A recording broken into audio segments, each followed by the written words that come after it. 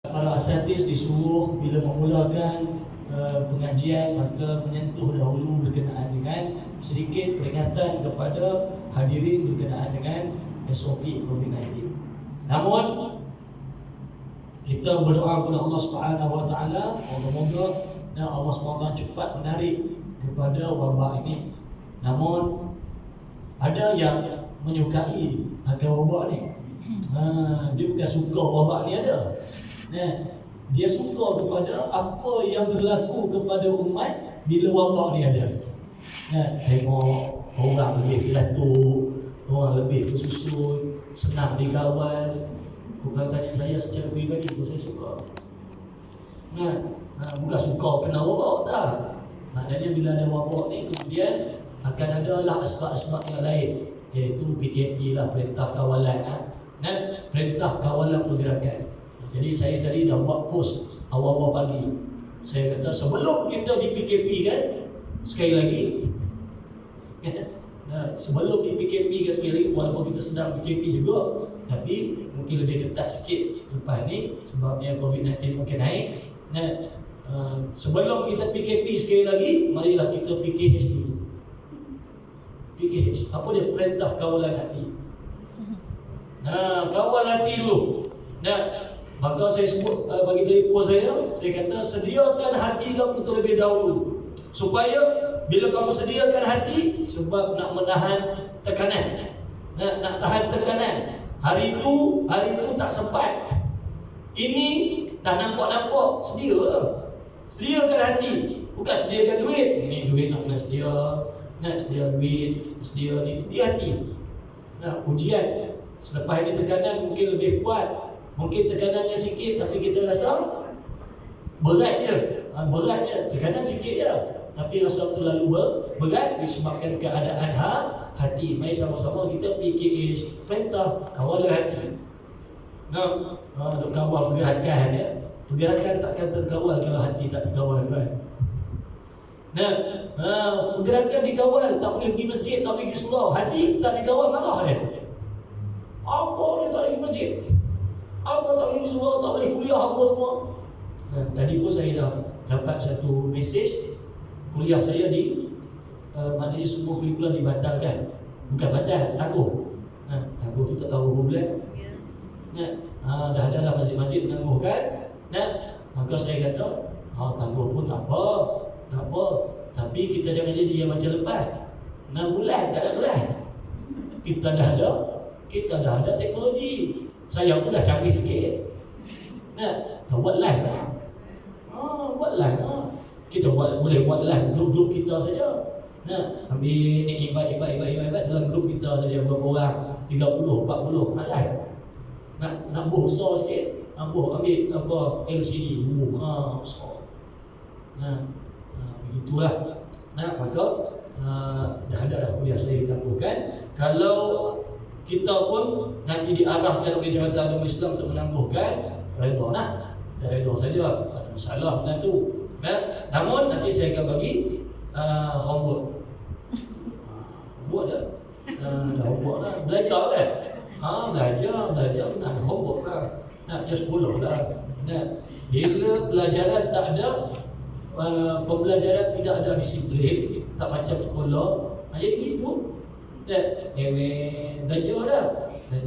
Berapa tahun dah? 4 tahun. Apa ingatnya? Tak. Budak-budak 6 tahun sekolah.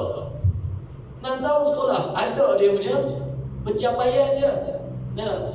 Darjah 1 lulus. Darjah 2 gagal. Ada dia punya penilaian. Jadi insya-Allah kalau dipaham, kuliah-kuliah yang ada di surau-surau ni, masjid-masjid ni, ada masjid-masjid yang sudah pun dibuat secara teratur. Dibuat secara teratur, ada peperiksaan pula siapa yang nak mendapat pengiktirafan, diiktiraf pula. Pengajian di surau-surau dan masjid-masjid ada. Di Johor pun ada. Johor, baik. Pejabat agama dia susun. Sebab kita ada kitab-kitab. Ada kitab, jadi minta pada para guru untuk mengadakan penilaian. Dinilai anak-anak murid tu. Begitu. InsyaAllah saya juga begitu. Sampai ke tahapnya nanti kita ada penilaian. Jangan risau, soalan-soalan boleh tengok buku. Soalan dia tengok buku, tak boleh tengoklah buku. Janjinya dibaca. Cari jawapan. Tapi tengok buku tak apa. Jadi jangan risau, periksa ada, tapi tengok buku. Baik, insyaAllah. Tuan-tuan yang saya kasih sekalian, jangan cerita pasal cendawan dulu. Cerita pasal hadis dulu. Baik. Jadi ngaji kita diteruskan kepada yang lepas. Kita sudah pun menyatakan kepada fungsi hadis. Dah kata dah kepada fungsi hadis. Apakah sikap orang Islam terhadap berpegang kepada hadis. Kita sudah pun membaca pada buku surat yang ke-7. Dan yang ke-8. Ke-7 ke-8 tu saya suruh tuan-tuan baca sendiri tu. Dan ke-9 ni yang kita mengaji pada yang lepas. Kita sambung kepada muka surat yang ke-10. Pada muka surat yang ke-10 kalau kita tengok yang bawah hadis sumber hukum Islam. Hadis sumber hukum Islam. Ini telah kita nyatakan bahawa dengan jelas hadis merupakan sumber hukum bagi Islam. Apa sahaja bila sebut sumber, iaitu kepada sandaran. Sandaran hukum. Ingat lagi tak? Saya sebut hukum itu apa pada bahasa? Hukum itu ialah ketetapan. Begitu juga bila yang lepas itu kalau ingat lagi, ada satu lagi perkataan, walaupun pada asalnya maknanya ialah kataba itu tulis. Tulis. Tetapi pada perkataan kataba, maktub juga boleh disebut sudah tertulis, sudah ditetapkan. Maksudnya dalam bahasa kita pun ada sudah tertulis. Tertulis itu maksudnya bukan ditulis, sudah ditetapkan. Jadi pada maksud yang sama juga, sehingga ada satu kata Arab namanya maktub, telah termaktub. Dan bahasa Melayu pun ada juga menggunakan perkataan tersebut dan memberi maksud ketetapan. Sudah termaktub di dalam undang-undang, sudah termaktub.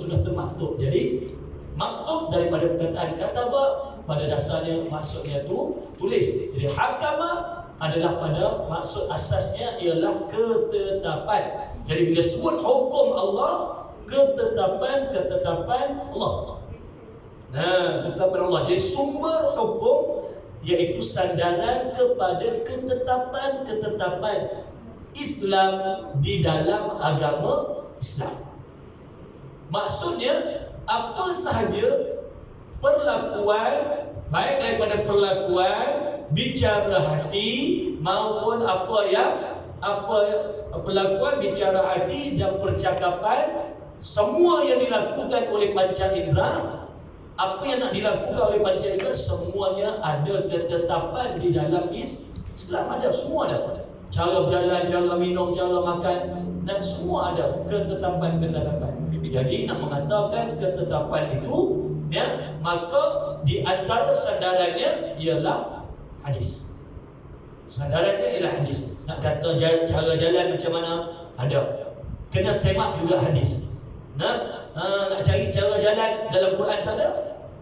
Cari hadis. Jadi apa saja yang kita buat, semuanya ada ketetapan di dalam Islam. Ini perkara yang perlu kita sedar.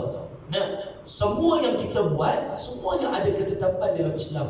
Sehingga Islamlah satu-satunya agama yang menetapkan setiap perkara, setiap inci perbuatan manusia, walau sekecil-kecilnya perbuatan manusia, semuanya ada ketetapan di dalam Islam. Ada. Sehingga menjaga binatang, menjaga pohon, nak pakai selipar, berak, buang air, pilih air, nak berwuduk, pilih air nak minum, pilih air nak menyucikan. Masya Allah, sekecil-kecil itu pun dibicarakan juga di dalam Islam. Apakah lagi bab besar-besar, poligami. Tidak poligami, ustaz. poligami, sehingga walaupun tuan-tuan tak memahami apakah sebenarnya bila mengatakan kenapa Allah izinkan poligami, persoalan-persoalan tuan-tuan tu semuanya ada jawapan. Cuma kadang-kadang para asatis ni saja yang tak tuntas jawapannya. Tak tuntas jawapannya. Sebabnya ada juga, baik saya sendiri pun tak tuntas jawapan. Sebabnya kepada saudara-saudara tu tak banyak, hadis tak banyak tahu, ayat Quran pun tak banyak ingat. Tetapi nak mengatakan bahawa setiap persoalan-persoalan manusia itu dijawab oleh sumber, iaitu Al-Quran, hadis, ijma' ulama dan qiyas. Tidak ada satu pun persoalan manusia itu tidak dijawab oleh Allah dan Rasul. Tak ada. Sehingga kan Allah sebut pada muka surat yang ke-11. Tengok, ma farraqna fil kitabi min syai'. Tidak kami tinggalkan di dalam kitab ini, iaitu Al-Quran, daripada sesuatu apapun. Ma farraqna fil kitabi min syai'. Tak ada Allah tinggalkan walau satu pun. Jadi tuan-tuan yang saya kasih sekalian, sumber hukum Islam ialah Al-Quran dan hadis. Akan tetapi walau keduanya dipandang pokok atau dasar hukum, namun harus pula dianggap bahawa Quran itu dasar pertama. Ini kita telah belajar pada sesi yang lepas kan, nak mengatakan bahawa mengatakan walaupun Quran itu dasar hukum, tetapi dia dasar yang kedua. Okey, tegas dia hendaklah dipandang bahawa kedudukan atau makam dan tingkatan Al-Quran lebih tinggi dari kedudukan hadis. Ini seingat saya kita telah bicarakan. Dan kita tengok pada muka surat yang ke-11 pada yang bawah sekali, diriwayatkan oleh Ahmad dan Tirmizi bahawa Nabi dikala mengirimkan Muaz ke Yaman telah bertanya kepada Muaz bin Yaman. Di sinilah hadis yang menyatakan sumber-sumber hukum. Sumber hukum yang dikatakan yang pertama Al-Quran, kedua hadis, ketiga ijma' ulama, dan yang keempat qiyas. Dalilnya di sini. Maka disebut oleh Rasulullah SAW bertanya kepada Muaz al-Yaman, bima tahkum, dengan apa engkau akan menghukumkan sesuatu? Qala bi kitabillah. Ia berkata dengan kitab Allah. Jadi tuan-tuan, bila kita memahami kitab itu juga bermaksud ketetapan. Bila sebut kitab Allah, ketetapan Allah. Kat mana ketetapan Allah tu? Al-Quran. Jadi dalam Quran itu sebenarnya semuanya ialah ketetapan yang Allah nak. Allah nak ke atas kita. Jadi bukan ia bahan bacaan saja. Dia bukan bahan pembacaan. Dia adalah bahan untuk kita faham apakah yang Allah tetapkan untuk kita. Jadi kalau kita hanya memandang ia sebagai kitab semata-mata, maka kita tak faham. Jadi bila kita faham kitab itu ketetapan dari Allah, jadi kalau nak tahu apakah yang Allah tetapkan untuk kita, kena faham Al-Quran. Nak faham Al-Quran lagu mana? Faham Al-Quran antaranya memahami hadis. Nak faham hadis dengan Quran lagu mana? Nak faham hadis dengan Al-Quran, mestilah bersandar juga kepada ulama yang memahami Al-Quran dan hadis. Macam mana nak sampai pada ulama-ulama tu? Ulama-ulama yang mutabar dah tak ada, sahabat-sahabat dah tak ada. Ada mereka meninggalkan para murid dan dan ada kitab-kitab murid pun ramai, kitab-kitab pun ada. Jadi jangan sampai kata tak ada. Jadi tuan-tuan yang saya kasih sekalian, bila Nabi bertanya kepada Muaz bin Yaman bima tahkum, qala bi kitabillah, faqala fa illam tajid, sekiranya kamu tidak menemui ketetapan itu di dalam Al-Quran, qala bi sunnati rasulih, ia berkata dengan sunnah rasulnya. Kalau dalam buku tu in bracket ada sebut hadis. Ini telah saya nyatakan kepada tuan-tuan, sunnah dan hadis ialah memberi maksud yang sama. Bila sebut sunnah, bila sebut hadis, kedua-duanya memberi maksud yang sama. Jangan sebut sunnah perbuatan. Hadis percakapan. Bila sebut cakap, itu namanya hadis. Bila perbuatan, namanya sunnah. Tak salah. Nah, sunnah itu apa yang dibuat oleh Nabi, diperkatakan oleh Nabi dan diiyakan oleh Nabi. Nah, apa itu hadis? Hadis juga apa yang dikatakan oleh Nabi, yang dibuat oleh Nabi dan didiamkan oleh Nabi, diiyakan oleh Nabi. Jadi sama. Maka jangan lagi keliru mengatakan sunnah itu hanya pada perbuatan, hadis itu ialah pada percakapan. Tapi kalau yang hak diam tu nak panggil apa? Hak imam iakan tu nak panggil apa? Jadi begitu. Kedua-duanya sama tuan, sunnah dan hadis. Qala fa illam tajid, maka ditanya pada Muaz bin Yaman, kalau tak terdapat di dalam Quran dan hadis, kamu nak berhukum dengan hukum apa? Ia bersabda, jika engkau tidak mendapati di dalamnya, ajtahid bi ra'yati. Ajtahid ini saya telah pun beritahu kepada tuan, sama ada ia boleh menggunakan baris fathah ataupun baris kasrah, ajtahid ataupun ijtahid. Ijtihad, sebab mengikut kepada kaedah, kalau huruf di hujungnya baris bawah, boleh di baris bawah ataupun di baris atas. Tetapi huruf hujungnya ialah sakinah, mati, maka dikiralah pada huruf yang sebelumnya. Kalau sebelumnya baris bawah, maka boleh baca baris atas atau baris bawah, yang tak betulnya mujtahid. Baik. Jadi qala ajtahid bi ra'yi, saya berijtihad dengan fikiran saya sendiri. Jadi bila nak berfikir ijtihad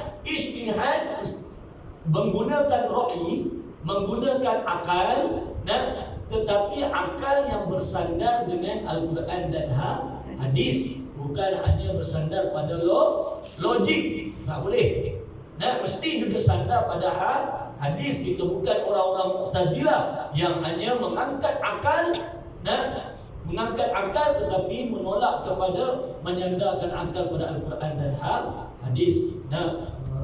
Jadi tuan-tuan yang saya kasih lihat, bila sebut ijtihad, bila sebut dia tidaklah, kalau ada sandaran daripada Al-Quran dan hadis secara jelas, baik kita pakai Quran dan hadis, tak payah pakai ijtihad. Tetapi sebabnya tidak jelas daripada Al-Quran dan hadis, kerana itu menggunakan ijtihad. Tapi bila ijtihad menggunakan akal juga, bila disebut bersandar, maknanya dia dalam erti kata, macam orang Melayu kata, tak serupa tapi semacam. Faham kan? Tak serupa tapi semacam. Memang tak serupa tapi macam. Rasa-rasa macam sampai belajar, tapi tak serupa. Nampak macam sama dia muka, tapi tak serupa. Hidung dia pesek sikit. Gitulah. Inilah maksud dia. Bila ijtihad jangan sampai tak semacam. Serupa memang tak, tapi semacam. Maksudnya dia menggunakan akal tetapi menghampiri kepada kehendak Al-Quran dan hadis. Dia semacam. Jadi tuan-tuan, kerana itulah nak dapat semacam ni, kenalah cari orang yang semacam dengan Rasulullah. Tak serupa dengan Rasulullah, tapi semacam dengan Rasulullah. Siapa? Sahabat. Siapa lagi? Tak semacam sahabat. Tak serupa dengan sahabat, tapi semacam dengan sahabat.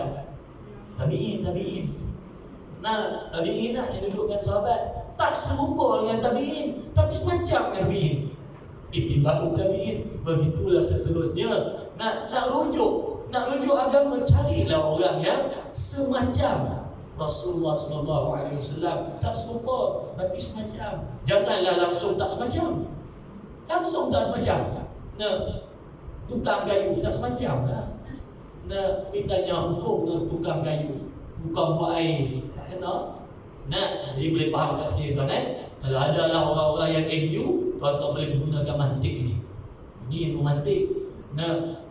Tak serupa, semacam. Itu. Jadi tuan-tuan yang saya kasih sekalian, sebab kita menggunakan kata-kata itu dalam perbualan kita. Jadi selanjutnya Sayyidina Umar pernah mengirimkan perintah kepada seorang hakim di Kufah, namanya Shuraih. Bukan Shuraih, Shuraih. Lalu buku itu sebut Shuraih.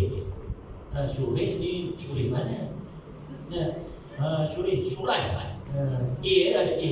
Shuraih. Lihat yang telah terang kepada engkau di dalam kitab Allah, maka janganlah engkau bertanya lagi mengenainya kepada seseorang. Dan apa yang tidak nyata kepada engkau di dalam kitab Allah, maka ikutilah pada sunnah Rasulnya sallallahu alaihi wasallam. Apa maksud Sayyidina Umar? Lihat yang telah terang kepada engkau yang ada di dalam kitab Allah, maka janganlah engkau bertanya lagi mengenainya. Maksudnya kepada perkara-perkara yang putus, jazam, qat'i di dalam Al-Quran jelas. Bila sebut contoh ayat Allah dalam surah An-Nisa berkenaan dengan perempuan-perempuan yang kamu tidak boleh kahwini. Jelas tak? Jelas. Allah sebut dengan jelas. Tak boleh kahwin dengan ibu kamu, mak-mak saudara kamu, daripada adik-beradik ayah kamu, adik-beradik mak kamu, sehinggalah Allah tutup pada ayat tersebut dengan tidak boleh mengahwini anak-anak daripada isteri kamu. Iaitu isteri yang kamu kahwini yang mana ada anak bawaan dibawa dalam perkahwinan kamu, maka anak itu pada mulanya ialah anak isteri. Tetapi bila kamu sudah bergaul dengannya, maka anak tersebut akan jadi anak tiri. Lain, anak isteri lain, anak tiri lain. Kalau anak isteri bila kamu ceraikan ibunya, maka kamu boleh kahwini anaknya sebab dia anak isteri, belum jadi anak tiri. Contoh kahwin, nak period pula hari itu. Allah ini. Umur 7 hari. Lepas sakit pula masuk pula hospital. Dah bulan. Tak bersama lagi. Tak bersama. Akhirnya meninggal dunia. Yang si anak pula tengok bapak tiri, bapak aku ni galau juga. Sikap juga bapak aku ni. Tak apalah meneruskan mak aku. Apa aku.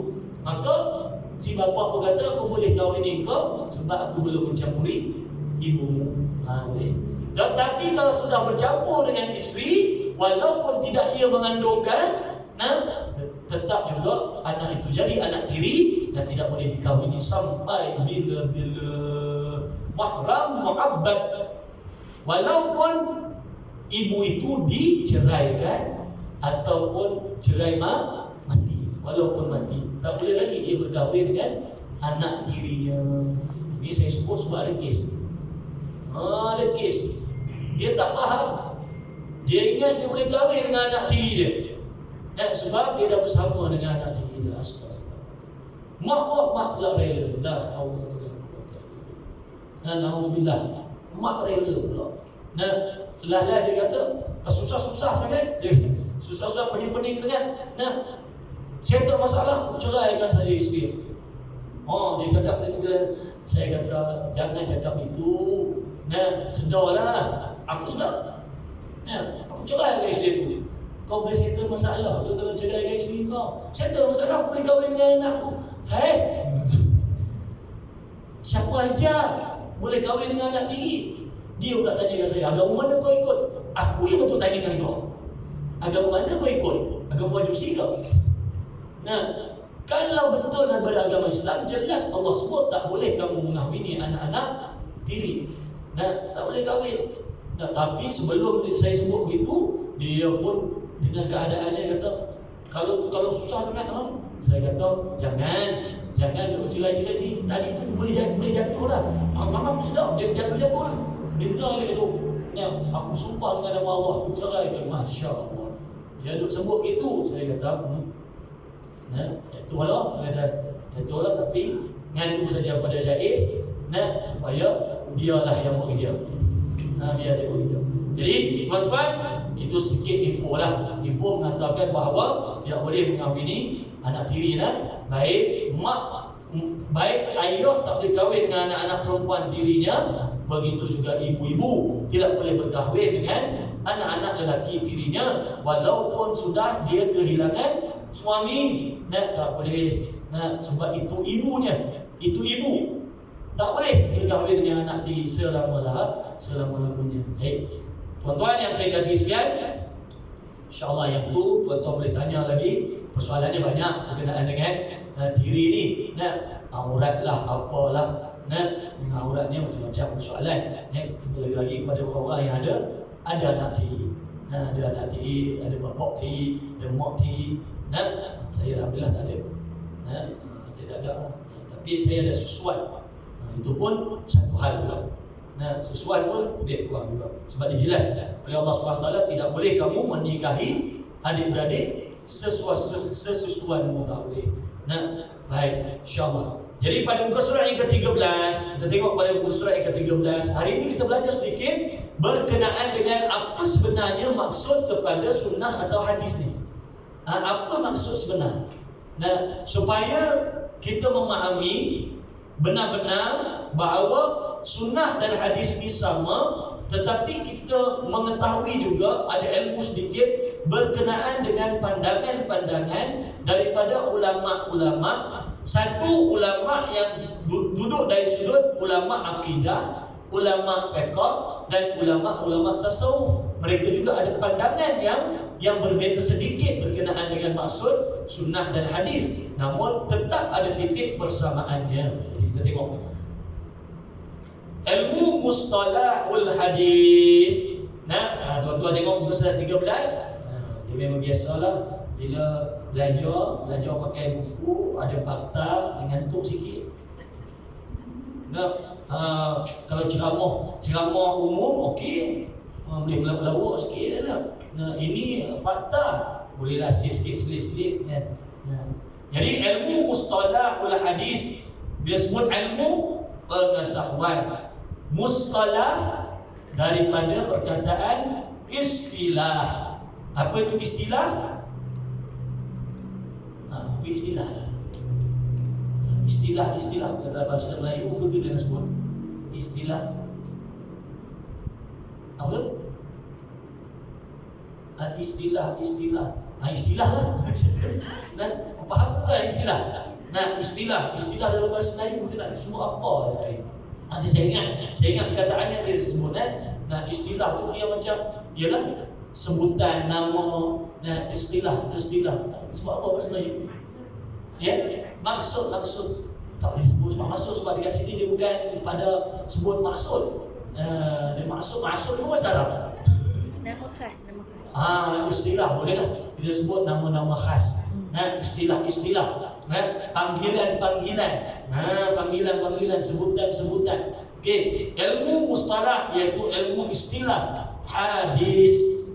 Maka kita sebut nanti hadis itu apa? Mustalahul hadis ialah satu ilmu. Jadi tuan-tuan, dalam ilmu hadis bukan saja kepada kita dah sebut yang lepas-lepas berkenaan dengan hadis itu apa kita nak belajar. Kita dah sebut dah. Kita nak belajar juga berkenaan dengan pemahaman pada hadis, syarah hadis itu. Tetapi ada lagi dalam ilmu hadis dinamakan ilmu mustalahul hadis, mengetahui tentang istilah-istilah dalam ilmu hadis berkenaan dengan martabat hadis. Kita nak tahu supaya tuan-tuan taklah keliru. Sebabnya tuan-tuan dah dengar dah. Ada hadis dhaif lah, ada hadis maudhu' lah, hadis sahih lah. Ini sahih-sahihnya apa benda pula? Dan sahih pula, mutawatir pula. Ni apa pula buat mutawatir? Nak sebut payah. Mutawatir. Ada tanya saya. Apa tu? Hadis tu. Hadis apa? Hadis apa? Mutawatir. Mutawatir. Yang tu Ustaz. Mutawatir. Yang satu lagi pun sahih juga. Tapi hadis apa? Hadis ahad. Hadis yang boleh dibaca hanya pada hari ahad. Hadis yang dibaca pada hari ahad saja. Hadis ahad namanya. Jadi kejap lagi kita nak tahu loh. Istilah-istilah tu. Jadi tuan-tuan, mustalahul hadis adalah satu ilmu untuk mengetahui istilah-istilah yang digunakan dalam ilmu hadis. Orang yang mula menyusunnya ialah Qadhi Abu Mahmud Al-Rahmah Ar-Ramah Ramzi. Nah, Qadhi Abu Mahmud Ar-Ramah Ramzi, walaupun kepada Qadhi Abu Mahmud Ar-Ramah Ramzi ini yang menyusun, tetapi orang kata disusun dengan lebih baik, ditertibkan oleh ulama besar, iaitu Al-Imam Al-Bukhari rahimahullah. Nah, tapi pengasasnya pada mula-mula kepada istilah ilmu mustalah hadis ni Qadhi Abu Mahmud Ar-Ramah Ramzi. Hadis menurut bahasa ialah hadis menurut bahasa. Tuan-tuan, bila kita semak ataupun mengaji agama, jangan pelik kepada satu-satu istilah akan dihuraikan dengan dua konsep. Satu dari konsep dari sudut bahasa. Kenapa kena diterjemah ataupun kena disyarah daripada sudut bahasa itu? Kerana daripada sudut bahasa sememangnya tidak akan lari daripada mengistilahkan maksud sebutan ataupun kepada kalimah tersebut. Tak akan lari. Nah, contoh bila kata apa maksud kursi? Kursi dari segi bahasa tempat duduk. Contohlah kan. Kursi dari segi bahasa tempat duduk. Ataupun bangku lah kalau saya kata bangku. Bangku dari segi bahasa tempat duduk. Nah, kaki bangku. Kaki dari sudut bahasa apa? Tempat berjalan. Bangku dari sudut bahasa tempat duduk. Istilahnya kaki bangku. Maksudnya sudah pula kaki yang berjalan bersama dengan bangku. Tempat duduk. Jalan sambil duduk. Kaki bangku jalan sambil duduk. Kena tak? Tak ada, sebab dia dah masuk simpulan bahasa. Kerana itulah adanya kepada bahasa dari istilah. Jadi pada istilah bahasa, hadis itu bermaksud apa? Yang baharu. Maksud hadis baharu. Kalau tuan-tuan belajar sifat 20 tau. Belajar tak sifat 20? Pada sifat qadim. Qadim. Dalam bahasa Arab, qadimun maksudnya lama. Tetapi bagi sifat Allah, qadim tak boleh dimaksudkan dengan lama. Tak kena pada bahasa kita pun. Tak kena juga pada maksud Arabnya. Qadim bukan maksud lama. Tetapi bagi Allah, sedia adanya. Kalau ada lama, dah tentulah ada yang lebih lama. Allah tersedia adanya qadim. Allah wujud qidam, kita sebut qidam kan. Jadi qadim.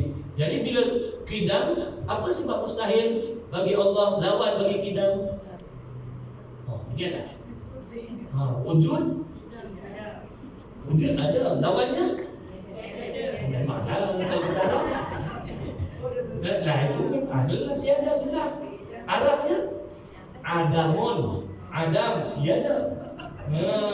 Wujud ada, Adamun tiada. Wujud qidam. Qidam sedia adanya ataupun boleh kata lama. Tetapi lama pada maksud bukan maksud bahasa. Lama adanya. Terlama adanya, dia lah yang paling lama, paling awal tersedia adanya. Maksudnya qadim. Jadi lawannya kalau kau tak qidam, lawannya hadis. Kalau kita tengok pada sifat mustahil bagi Allah, hadis iaitu yang baharu. Yang kita sifat 20. Dulu yang periksa. Kena periksa baru tahu. Yang baharu kedua, hadis itu juga memberi maksud khabar. Hadis itu juga memberi maksud khabar. Jangan kata hadis kepada maksud bahasanya baharu saja, tetapi juga memberi maksud khabar. Sebabnya bahasa Arab ni tak sama dengan bahasa Melayu, tuan. Bahasa Arab dia macam bahasa Inggeris juga bagi orang yang mahir bahasa Inggeris. Satu perkataan bahasa Inggeris duduk dalam satu ayat, kadang-kadang dia boleh memberi maksud yang lain. Contoh, saya memberikan nama syarikat saya Hati Hara. Hati Hara, sebenarnya hati itu hatilah.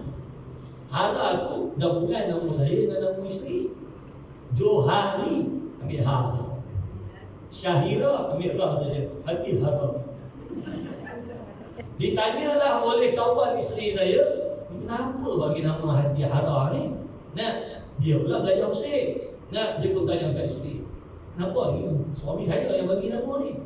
Dia pun tanya kat saya, bang, ada orang tanya, bang, hati hara ni kenapa bagi nama hati hara? Siapa yang tanya tu? Saya tanya tu, itulah salah tu yang berbalik Mesir tu. Okey, ni jawapannya untuk orang yang balik Mesir. Nah, untuk orang yang balik Mesir kena jawab tu. Jawapannya jawapan ilmiah, sebab dia mesti tak, dia tak akan tanya. Jadi saya kata hati. Nah, itu pun gabungan juga. Johani, Siti Syairah, hati lah sebenarnya. Hati hara. Sebabnya dia pun faham kenapa bagi nama hati panas. Dia kata sebab hara maksudnya panas. Hara. Nah, tapi saya kata dengan dia, hara bukan saja bermaksud panas. Yang saya maksudkan ialah hati hara panas bersifat membara. Hati hara, hati yang membara, bersemangat. Dia kata, sebabnya jangan memberi maksud pada satu kalimah atau pada satu maksud saja. Nah, contoh. Nah, hati hara. Nah, jadi begitu juga pada perkataan kataba tadi, tulis. Nah, tulis pun bukan saja pada maksud tulis, dia juga boleh memberi maksud ketetapan, sehingga kita menggunakan perkataan maktub. Nah, maktub. Begitu juga dengan bila sebut pada hakama, ketetapan.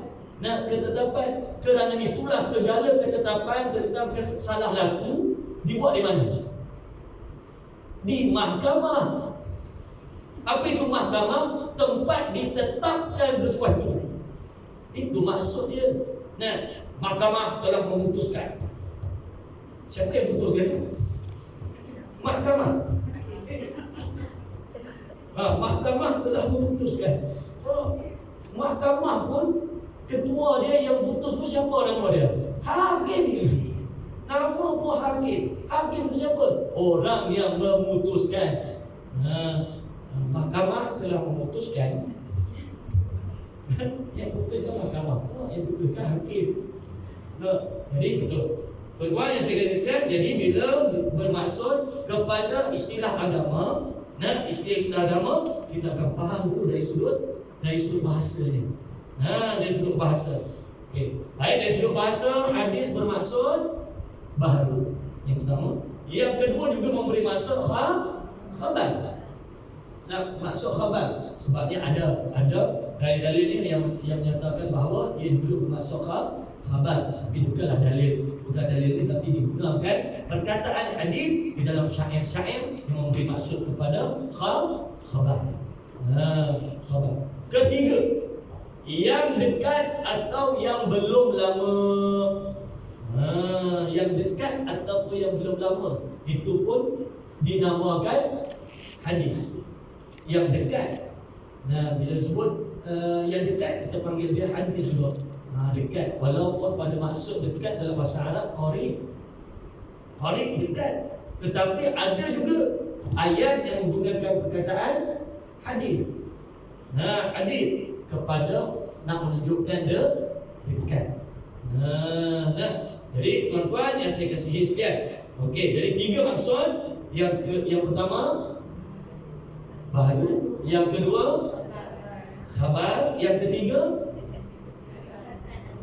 yang dekat atau yang belum lama.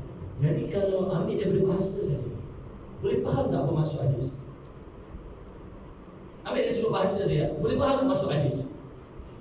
Yang pertama, kalau kita ambil daripada mengatakan ia yang baharu, okey, maka boleh kita memahami hadis ialah perkara baharu yang datang daripada Rasulullah SAW. Oleh itu hadis baharu, maknanya datang dari Rasulullah. Jadi kalau hadis tu baharu, Al-Quran. Kalau hadis baharu sifatnya Al-Quran. Al-Quran itu qadim, lama sifatnya. Pasal tu ulama berbahas perkara ni. Adakah Al-Quran itu makhluk? Adakah Al-Quran itu makhluk? Tak. Kenapa?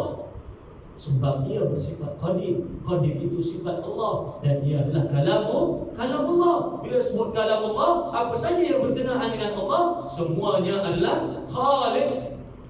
Bukan makhluk. Sudah. Faham tak? Jadi hadis perkara baharu yang datang daripada Rasulullah SAW. Walaupun ia perkara baharu yang datang daripada Rasulullah, adakah ia tidak bersumber dari Allah? Ini tak ada faham tak? Adakah ia tidak bersumber dari Allah? Mestilah ia bersumber dari Allah. Sebab yang hadis itu datang daripada seorang Rasul. Seorang Rasul itu apa? Seorang laki-laki yang diberikan wahyu.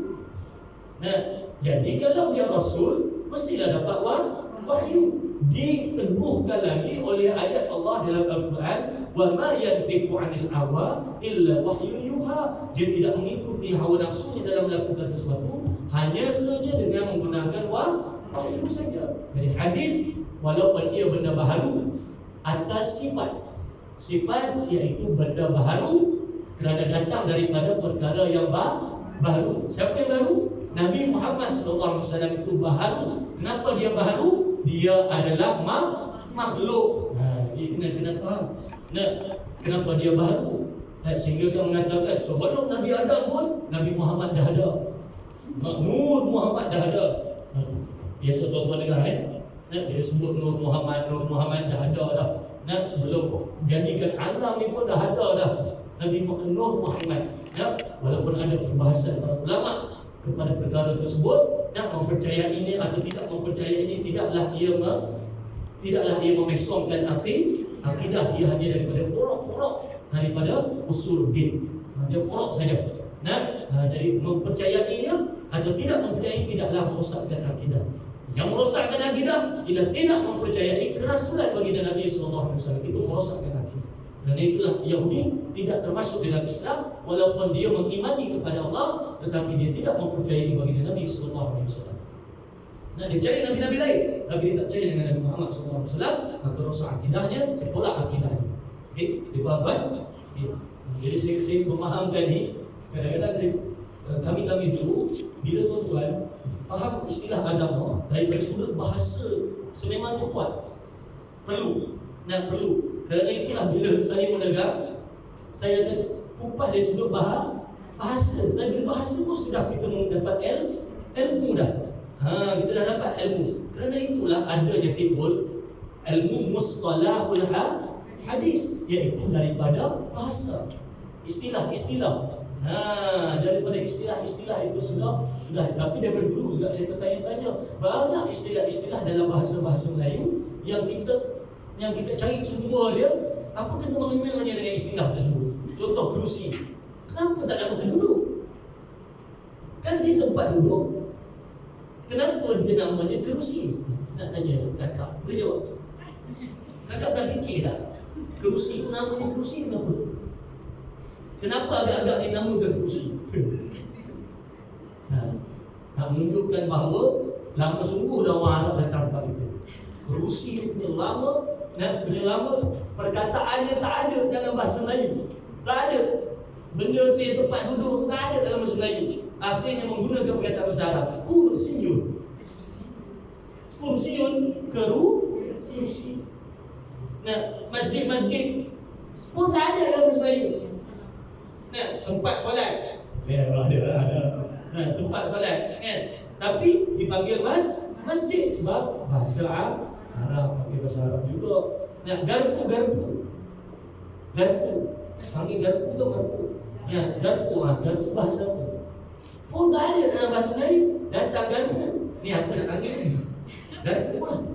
Sebab dia bahasa Portugis. Almari. Itu kena ada bahasa lah. Kata-kata serapan, istilah-istilah serap. Sabun bahasa Melayu tu kan? Sabun Arab. Sabun. Sok kita pakai sok minum. Sok makan, sok sabun. Dan banyak lagi perkataan-perkataan bahasa Melayu yang kita serap daripada bahasa Arab banyak. Contoh macam apa lagi? Jenazah, mayat. Itu semua bahasa Arab. Faham bahasa Melayu bahasa Arab. Bahasa Arab daripada perkataan fahmun. Maktub Melayu termaktub. Bahasa Arab terlalu banyak. Jadi tuan-tuan yang saya kasih sekalian, kita ambil di sini. Oleh itu, maka menurut istilah hadis itu apa? Menurut istilah hadis pula ialah segala ucapan Nabi Muhammad sallallahu alaihi wasallam. Mestilah dijelaskan di sini. Tak jelas ini pun tak apa, tuan-tuan mesti jelas. Jangan esok memahamkan ucapan Nabi. Semua Nabi, ucapan Nabi. Semua boleh pakai ucapan Nabi-Nabi yang terdahulu. Ucapan Nabi-Nabi yang terdahulu, kita boleh pakai, tetapi ianya mesti bersumber juga dari Nabi SAW. Maksudnya siapa yang kata Nabi itu kata.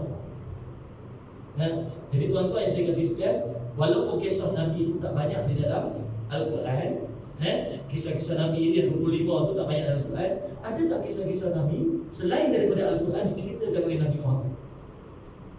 Ada. Banyak kisah-kisah Nabi yang diceritakan dalam Al-Quran. Contohnya Nabi Muhammad pernah menceritakan tentang Nabi Adam, besarnya macam mana, tubuhnya macam mana. Nabi Muhammad pernah menceritakan tentang Nabi Ibrahim bersama dengan ayahnya. Nabi Muhammad pernah menceritakan tentang Nabi Sulaiman bersama dengan isteri-isterinya. Sehingga Nabi Muhammad pernah mengatakan, Nabi Sulaiman pernah mengatakan kepada berjanji, kata, aku akan bersama dengan isteri-isteriku 100 orang pada malam ini. 100 orang pada malam ini secara bergilir-gilir. Dan apakah pastikan semuanya mengandung. Pastikan semuanya akan mengandung. Saya cakap aku mengandung sekali. Akhirnya Allah hanya menetapkan satu orang saja daripada 100 orang isteri yang Nabi Sulaiman bersama pada malam itu mengandungkan anak. Kenapa Nabi kata? Kerana ia yakin, tidak mengatakan kepada perbuatannya insya-Allah. Nabi nak sebut betul ya. Nabi mengatakan tentang insya-Allah. Tetapi cerita tentang Nabi. Jadi tuan-tuan yang saya kasih sekalian, kaul-kaul daripada Nabi-Nabi yang terdahulu tidak boleh diterima tanpa ada sandaran daripada Nabi sendiri. Jadi bila sebut cerita-cerita Nabi, ada cerita Nabi yang disampaikan oleh Nabi Muhammad sallallahu alaihi wasallam. Jadi kadang-kadang kita semak-semak juga buku kisah-kisah Nabi, walaupun dia buat daripada kartun-kartun. Kadang-kadang bila sebut kartun, orang dewasa tak baca. Yang baca siapa? Kanak-kanak. Kadang-kadang saya pun berani kepala menjawab soalan anak-anak. Sebab dia baca dulu. Dia baca, Nabi Adam masa dia keluar, lepas tu Iblis, syaitan masuk kat dalam surga balik daripada mulut ular. Ular tu dia menguap. Pasal tu lah Nabi suruh tutup mulut kan. Saya kata, tak betul. Tak ada dalil pada cerita tersebut. Dalil tu apa? Dia cerita sebab anak saya tu memang suka nak bertanya. Dia suka baca buku. Dia baca je buku saya. Buku saya tak rak-rak pun di buku ni. Buku tasawuf tak, buku dia baca. Dia baca. Dia tak tahu, dia tanya. Jenuh nak jawab. Habis ni musyahadah ni apa musyahadah? Ya Allah, jawab macam mana musyahadah? Yang baca yang dulu, musyahadah yang dulu, menyaksikan yang ada dulu. Musyahadah tu menyaksikan dari sudut bahasa. Jadi kalau tengok TV pun namanya musyahadah tak ni? Musyahadah dia tak pakai musyahadah itu. Musyahadah. Tengok macam mana Nabi buat, tengok macam Nabi sembahyang, musyahadah tu. Sebabnya dia baca buku tasawuf, Rajah Musyahadah. Jadi macam itulah tuan-tuan, kita akan banyak ditanya oleh anak-anak kita. Jadi persiapkan kita dengan ilmu. Takkan kita nak asyik nak menepih je. Aku tanyalah ustaz kau. Tanyalah ustaz kau. Apa sangat mau ayah ni. Jadi tuan-tuan yang saya kasih sekalian. Jadi kalau boleh anak tanya, tuan-tuan tak dapat jawab, tuan-tuan bawa soalan tu pergi tanya ustaz. Nanti balik dia jawab ke anak, nampak tak pandai sikit mana. Takkanlah nampak sebab ni benda-benda itu semuanya adalah alat untuk penghormatan, alat untuk menundukkan anak-anak akan hormat kita. Nak selaku mak ayah. Nah, mak ayah hari ini ramai tidak dihormati oleh anak-anak kerana mak ayah tidak berfungsi sebagai pendidik. Nah, jalan elok-elok kan, jalan elok-elok, di sekolah jalan elok-elok. Nah, elok-elok tu yang macam mana? Jalan elok-elok, bagilah gambar sikit. Nah, di sekolah jalan elok. Elok-elok tu jalan pergi sebelah kanan. Nah, jalan sebelah kanan.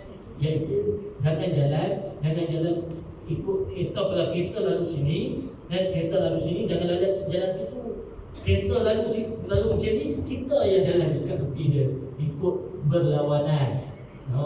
Tunjuk gambar. Jalan elok-elok, jalan jangan lari-lari, jalan macam ni elok, jalan elok. Sebut jalan elok. Nah, kau mak dah kata, mak dah cakap dah. Mak dah kata jangan makan sepah-sepah, jangan makan sepah-sepah. Kita semua ada makan sepah-sepah macam mana? Makan sepah-sepah itulah.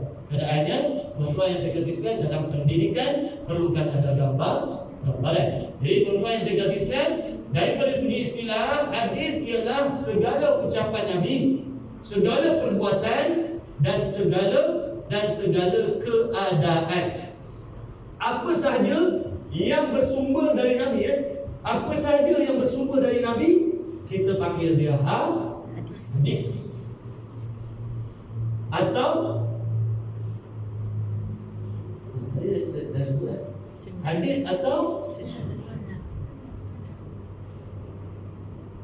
jadi ringkas kan? Hadis itu atau sunnah itu terbahagi kepada 3. Satu dinamakan hadis qauli, hadis fi'li, dan hadis taqriri. Kalau dalam sembahyang kita biasa dengar ya, rukun fi'li, rukun qauli, rukun qalbi. Sekarang hadis pun ada hadis qauli, ada hadis fi'li, ada hadis taqriri. Hadis qauli ialah apa yang keluar daripada mulut baginda Nabi SAW, itu dipanggil qaul, perkataan. Qaul itu perkataan. Qal. Biasa dengar perkataan qala ni banyaknya kita dengar daripada hadis. Qala Rasulullah sallallahu alaihi wasallam, qala Sayyidina Ali, qala. Qauli. Fi'li, perbuatan. Dalam bahasa Melayu pun telah serap dalam bahasa Melayu PN. Apa PN? Apalah PN? PN tu buatan kan? PN. Siapa bahasa mana PN? Tengok. PN. Kalau bahasa kalau Bismillah tak PN. Roman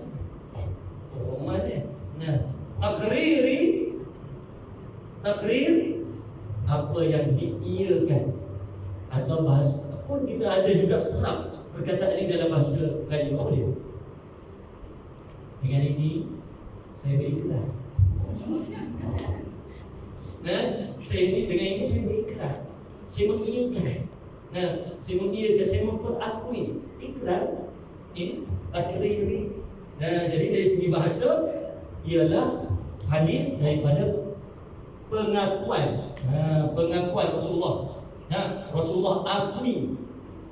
Rasulullah tak buat, tapi Rasulullah mengakui perkara tersebut. Atau pada maksud yang lain nanti kita jumpa. Maksud yang lain dalam jumpa. Baik, InsyaAllah kita tamatkan sikit lagi. Baik, kita terus kepada tuan-tuan tengok pada muka surat 13 juga. Tetapi pada perenggan ahli. Perenggan ahli yang ini ulama. Ahli hadis membahaskan, bila sebut ahli hadis, ahli fiqh, maka yang dimaksudkan di situ ialah ulama. Yang bukan ahli biasa. Bukan ahli biasa. Ahli juga adalah bahasa Arab. Ahli juga bahasa Arab. Ahli hadis membahaskan, ini ahli hadis membahaskan peribadi Rasul sebagai seorang yang dijadikan ikutan bagi umatnya.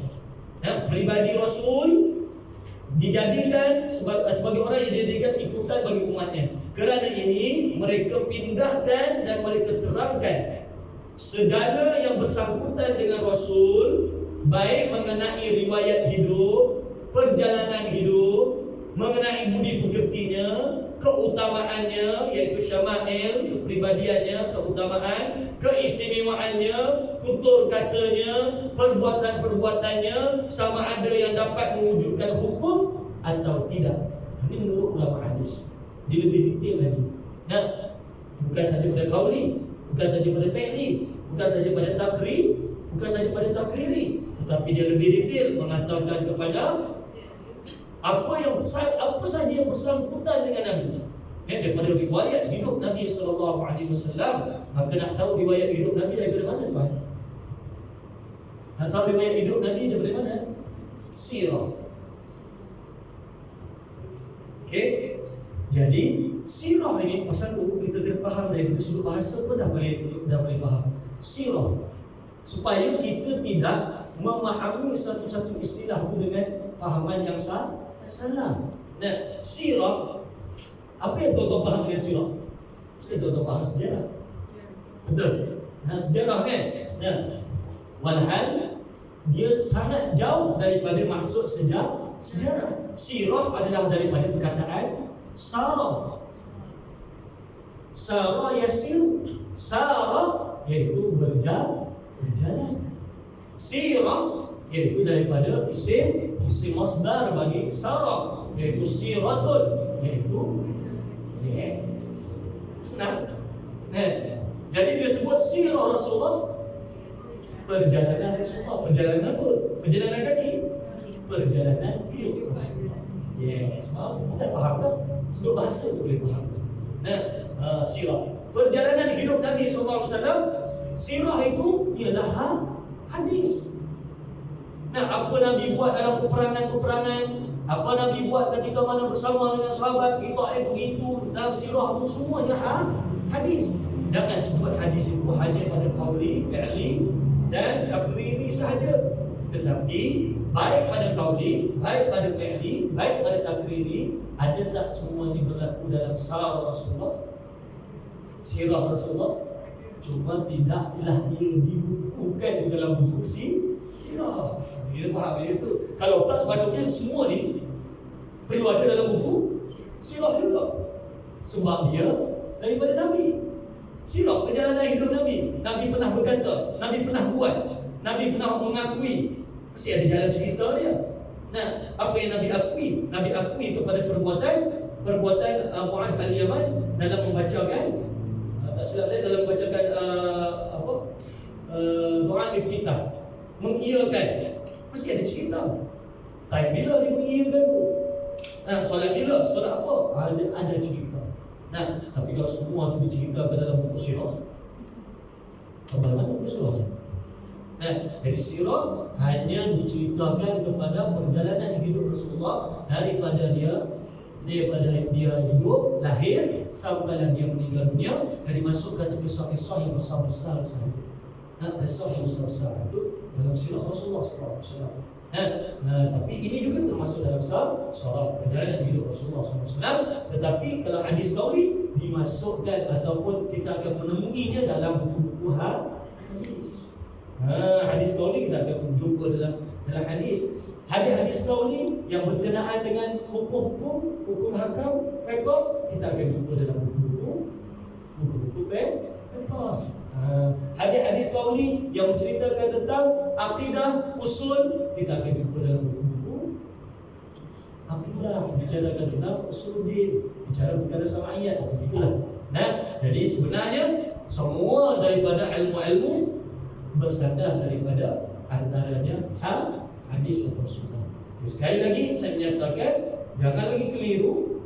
Hadis jangan saja disebut kepada apa yang keluar daripada mulut Rasulullah, dan sunnah apa yang dibuat oleh Rasulullah. Itu satu maksud ataupun satu pemahaman yang salah. Dan hadis tetap juga mengatakan ia keluar daripada mulut, ia juga keluar daripada perbuatan, ia juga keluar dari pengakuan. Sunnah pun begitu juga. Sunnah qauli, ada sunnah fi'li, ada sunnah takriri. Dari sini saja tuan-tuan boleh faham. Sini saja tuan-tuan boleh faham apa yang cuba untuk ditekan atau apa yang disanggah oleh puak-puak orang yang suka bid'ah perbuatan. Ya, apa yang selalu dia sebut? Kenapa buat perbuatan tersebut? Dia akan kata apa? Nabi tak buat. Nabi tak buat. Betul? Nah, kalau Nabi tak buat, adakah kita tak boleh buat? Nabi tak buat. Kalau Nabi tak buat, maknanya tak ada dalam sunnah fi'li Rasulullah. Tetapi ada dalam sunnah qauli, ada juga dalam sunnah takriri. Nah, kalau tak ada dalam perbuatan Rasulullah, memang Rasulullah tak buat. Nah, tapi Rasulullah iakan. Betul. Rasulullah betul ada menyatakan.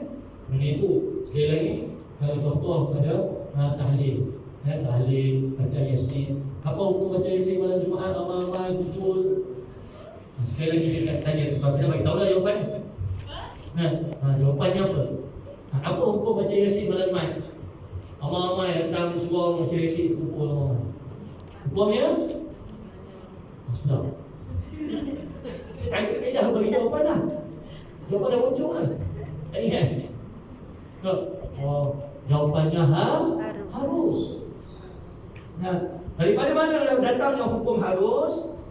Kita bersandar kepada apa yang telah dikatakan oleh Al-Imam Asy-Syafi'i rahimahullah pada kaedah mengatakan sekiranya tidak ada dalil menyatakan sesuatu perkara itu halal maupun haram secara jelas, maka setiap perkara itu kembali kepada hukum asalnya. Semua perkara hukum asalnya ialah harus dibuat.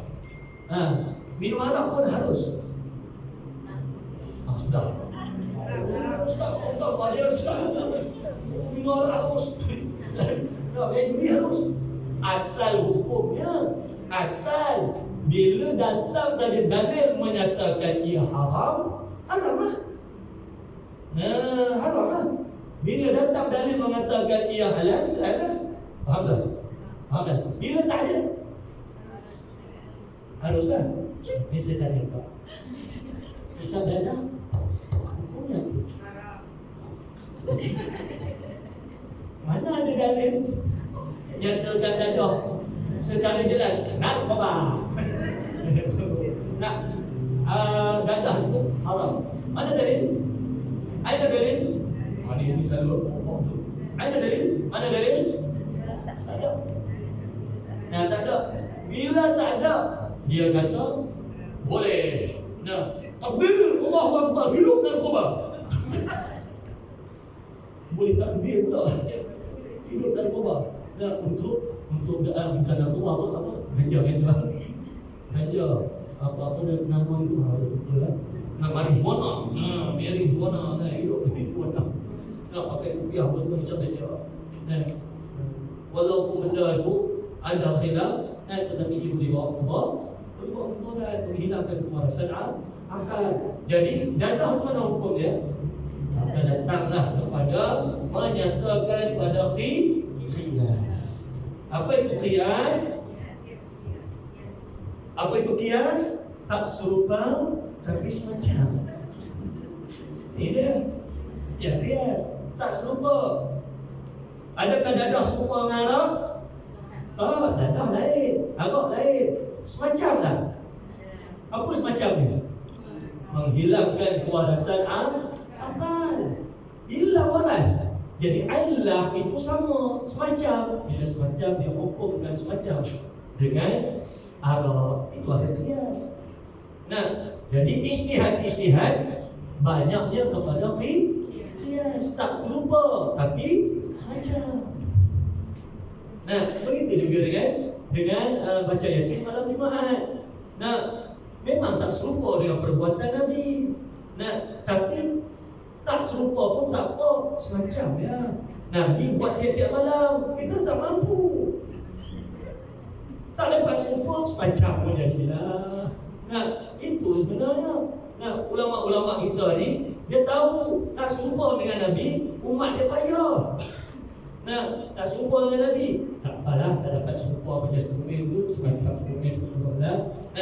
Pakailah bubuh kat rambut tu ada S, dah nampak macam Superman. Dah lah, nampak semacam. Itulah yang dibuat oleh para ulama untuk menyemacamkan kita dulu. Semacam, jangan sampai semacam je. Semacam tu nak menghampiri kepada menyerupai. Semacam tu nak pergi kepada menyerupai. Jangan duk macam je, tak serupa. Contoh, ada orang ni saya pakai macam ni, pakai sorban macam ni, orang kata, "Yo, habis ni." Astagfirullah. Hari usah-usah Wahabi ni bukan macam ni. Sebabnya kat Arab macam ni. Ni orang tak tahu sunnah. Walhal sunnah Nabi memakai imamah ni. Banyak Nabi pakai yang tu balut-balut tu. Dia balut tu pun Nabi pakai juga. Nabi pakai balut ke Nabi pakai hak ni?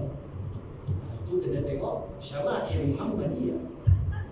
Kalau tuan-tuan nak tengok pula kepribadian Nabi, tuan-tuan boleh buka Syama'il Muhammadiyah karangan Al-Imam At-Tirmizi. Boleh baca. Kalau boleh lah tuan-tuan, ambil kitab tu dibeli. Saya bukan ejen buat kitab. Tapi kalau saya boleh jual kitab, bagi bagus betul. Sebabnya kita tahu kelebihan kitab-kitab tu boleh dia jual. Tapi saya bukan menjual kitab. Saya tulis jawab. Tapi kita tuan-tuan untuk Tirmizi, untuk apa Syama'il Muhammadiyah, tuan-tuan kalau tak mampu beli kitab harga puluh-puluh, beg boleh beli, kitab tak beli, handphone macam-macam. Nak beli charger murah-murah RM20, satu bulan berapa kali beli. Nak beli murah, pakai 5 hari, mati. Boh lagi RM20, RM40. Boh lagi. Saya sendiri, ini cakap dia tuan, saya sendiri beli yang murah. Beli murah 3 kali, sama dengan beli mahal. Kadang-kadang bodoh juga kita. Betul juga. Jadi tuan-tuan, Syama'il Muhammadiyah kalau tak mampu beli dengan harga kitabnya, tuan-tuan ambillah handphone tuan-tuan, pergi download. PDF ada. PDF ada.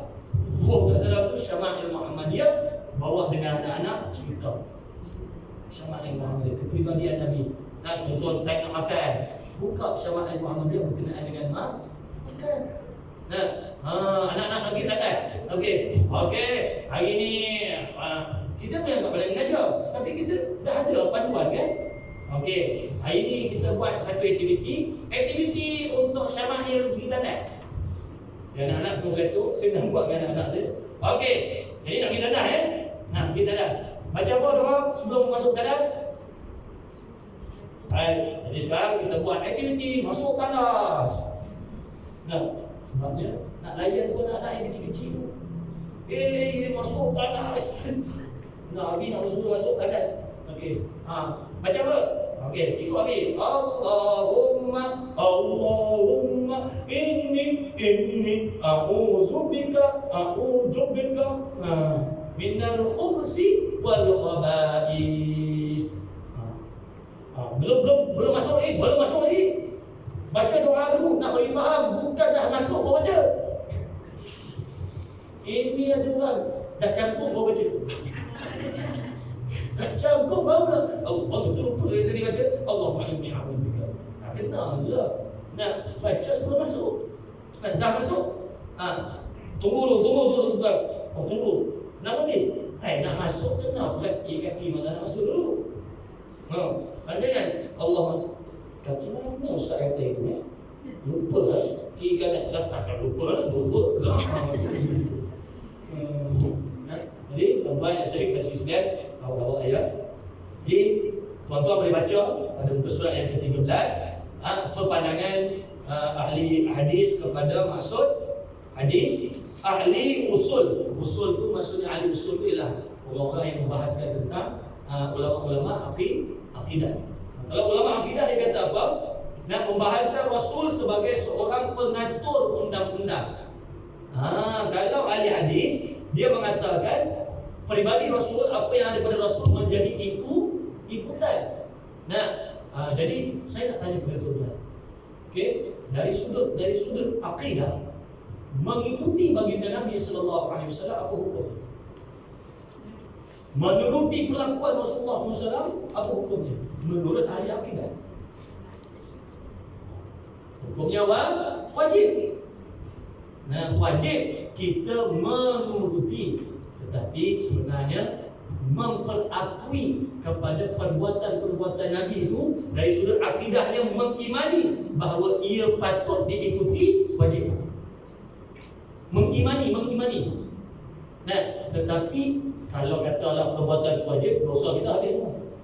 Tak buat sunnah Nabi.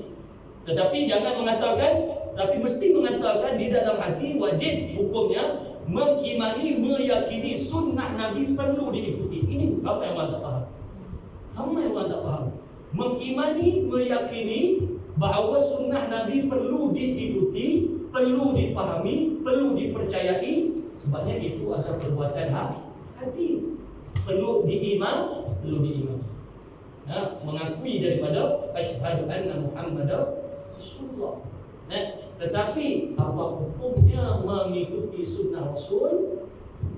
Terbahagi kepada beberapa hukum. Ada hukumnya wajib, sebab sunnah Rasul yang wajib lah. Sembahyang 5 waktu, puasa bulan Ramadan. Dia kata sunnah Nabi sunat hukumnya. Sunnah Nabi ada hukumnya sunat, ada hukumnya wajib, ada hukumnya haram. Iaitu daripada sunnah Nabi meninggalkan sesuatu. Sunnah Nabi tinggalkan, ada yang hukumnya haram. Ada sunnah Nabi tinggalkan sesuatu, hukumnya makruh. Contoh ustaz kita yang ada 3 minggu atau 2 minggu lepas baik. Buku hadis tu je memakai tutup mulut. Dibacakan hadis Nabi melarang menutup hidung dan mulut ketika solat. Wassalamualaikum warahmatullahi wabarakatuh. Sedapnya baca hadis tanpa pemahaman. Baca hadis tanpa pemahaman, apa jadi pada masyarakat? Akhirnya masyarakat tak boleh pakai mask ketika orang sembahyang. Salah. Nabi tegah. Saya kata ni saya jawab. Memang ada tegahan dari Rasulullah menutup mulut dan hidung ketika orang solat, dilarang. Kerana di zaman Rasulullah SAW, para sahabat itu menyukai kerana ada orang Arab suka memakai imamah sebegini dan menutup mulutnya. Gini. Tutup mulut, tapi solat pun buat gini. Tapi kalau dah berikat gini, mana nak tutup mulut kan? Pasal tu orang Arab macam ni. Inilah adat orang Arab dan Nabi juga macam ni. Tutup mulut. Jadi Nabi larang, jangan. Namun itu nak kata larangan Rasulullah itu bentuk hukum apa? Kalau dia bentuk hukum haram, mesti ia termasuk dalam perkara yang membatalkan solat. Itu saja boleh senang faham. Adakah membatalkan solat menutup hidung dan mulut? Tapi dibawa pula satu dalil. Alat anggota sujud. Anggota sujud pula. Hadis tu bagaimana? Jadi tuan-tuan, banyak-banyak Nabi mengatakan bahawa memahami hadis mestilah memahaminya daripada orang yang semacam Nabi. Semacam dengan Nabi memang tak serupa dengan Nabi, tapi dia semacam Nabi, iaitu dia tidak tergesa-gesa nak mengambil sesuatu makna daripada bahasa semata-mata. Telah kita bahaskan makna dari segi bahasa kadang-kadang ia boleh memberikan maksud yang berbeza. Daripada contoh saya dah bagi tadi, kaki bangku. Kalau maksud kaki dan bangku tu kadang-kadang boleh memberi maksud kepada tak boleh main bola tengok. Tak boleh benar. Kaki bangku. Begitu juga dengan anak mai. Ayam tambatan. Apa kena? Ini ayam tambatan ni. Ayam tambatan. Saya bukan ayam. Saya orang. Tapi ayam tambatan. Inilah namanya jamak jawami'ul kalam. Baik. Nabi SAW terkenal dengan orang yang dipanggil jawami'ul kalam. Kata-katanya padat. Padat tapi memberi makna yang banyak. Pendek dia ayat dia. Tapi kita punya ulama-ulama pun hebat-hebat juga. Pendek dia. Buah hati. Pasal hati tadi, pasal saya memang orang usul dan orang tasawuf membicarakan banyak tentang hati. Dan orang lain kita sangat hebat, ulama-ulama kita membicarakan tentang hati dan memahami keadaan hati.